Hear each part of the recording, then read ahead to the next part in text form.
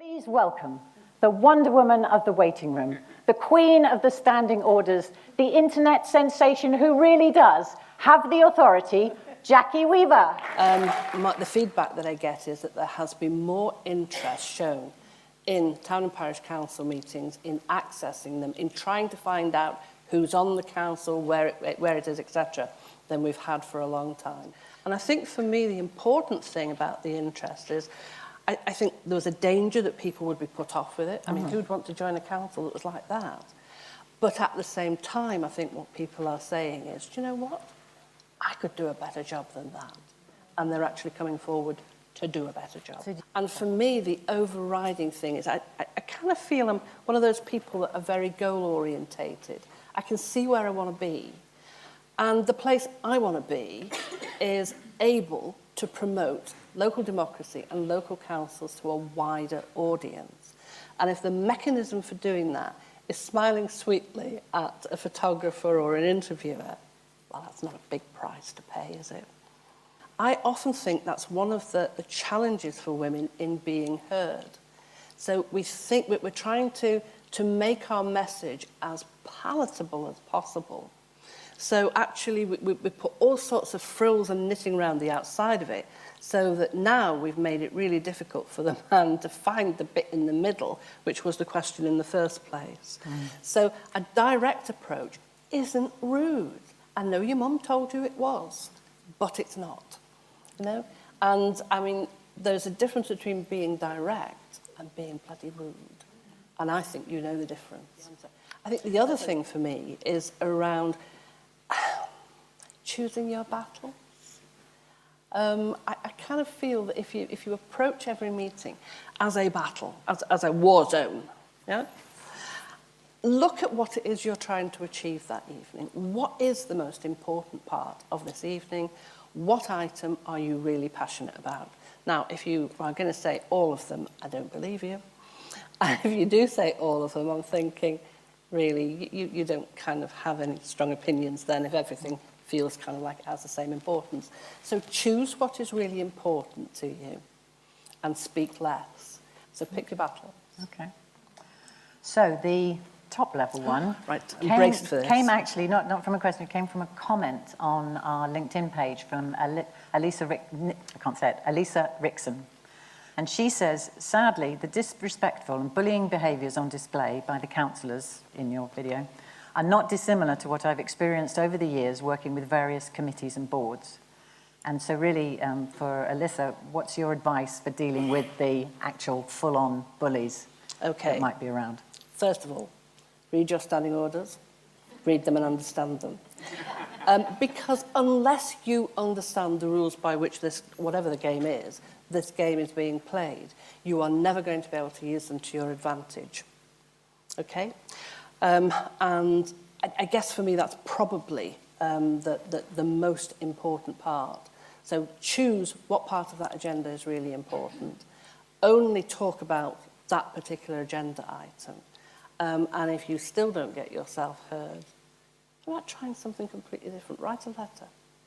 I'm often surprised at how often people say, we've been doing the same thing over and over again and it doesn't work. Can you make it work for us? I think they really have confused me with Nanny McPhee. Yeah. No, I can't make it work for you. But let's look at an alternative strategy. Okay? So read those standing orders and use them as a positive tool. Okay. But one of the things I found both shocking and disheartening was the number of women that got in touch with me saying, this is what we experience on an everyday basis. I'm thinking, that's awful, isn't it? I thought we'd fixed this. I thought we now had a much more clear and a much more even space. So why did it go viral?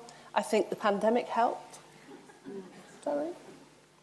I think the fact that it was accessible. I think people owned it in a different way. So what they saw played out, I think they identified those characters with other people in their life.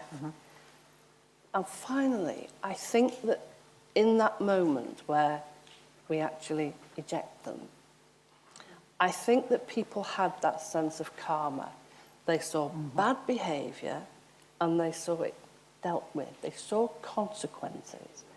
But I think the catalyst to involvement is what is happening in your local community. And it's the kind of thing that, you know, you may, when I say drift through life, I don't mean that you are aimless, but you may drift through life never having thought that you might ever want to stand as a Designate, you know, or a parish councillor, you know, because you think it's not for you. And then something happens in your community and you think, that's not right. And you don't see anybody else acknowledging that it's not right. And you begin to realise that if I want this to be different, I am going to have to get involved because I'm going to be the catalyst that is going to make that right. And I think that when you have that experience, then what happens is the confidence comes along with it. And I suppose the examples, and here in Guernsey, you have it kind of laid out for you through Women in Public Life, because that sets out really simply. I don't mean that you're stupid and you couldn't accommodate anything more difficult, but sometimes you don't want to go searching the internet for all the intricacies of it. So there, it's kind of like your standing orders, a good place to start, where you begin to understand the system, and then you'll understand how to make the system work in order to deliver the whatever it is that you feel is missing in your community. What she said was, if this man looks at a job description for a post that he is interested in, kind of goes down the job description, ticking off, yeah, I got that, I got that, I got that, I got that. And he's managed to tick 60% of the boxes. He's perfect for this job. Perfect. And he will go out and sell himself to the interviewer on that basis. I am perfect. A woman looks at it, and all she'll see is, I don't have all the qualifications. I mean, first of all, she will devalue all the qualifications she has. And I mean, it's a commonly used phrase, you know, you're a domestic engineer, not a housewife. That sounds a bit patronising. But all the things that you take in your stride, you know, the managing the disaster that has just happened, you know, the one where there's blood everywhere, a can, and you know that you told them not to touch it. But, you know, no fainting for you, getting it sorted, child hospital, etc. All these things that you do in your daily life are what Shalane is talking about as in transferable skills.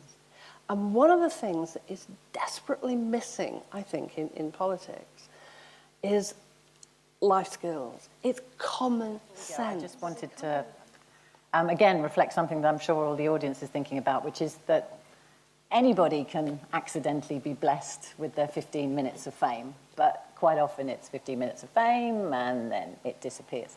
The fact that your relevance has stayed and is growing and you're writing books and whatever, that is you. That is your intelligent approach to it, your authenticness when you're dealing with everybody, that is just purely you. And the fact that you've decided to harness the fame that you've been given in order to be a voice for local democracy, we can only really, really thank you for that, and long may it continue. Thank you, Jackie Weaver. Thank you.